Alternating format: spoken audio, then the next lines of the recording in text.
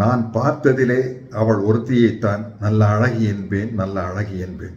மானல்லவோ கண்கள் தந்தது, மயிலல்லவோ சாயல் தந்தது.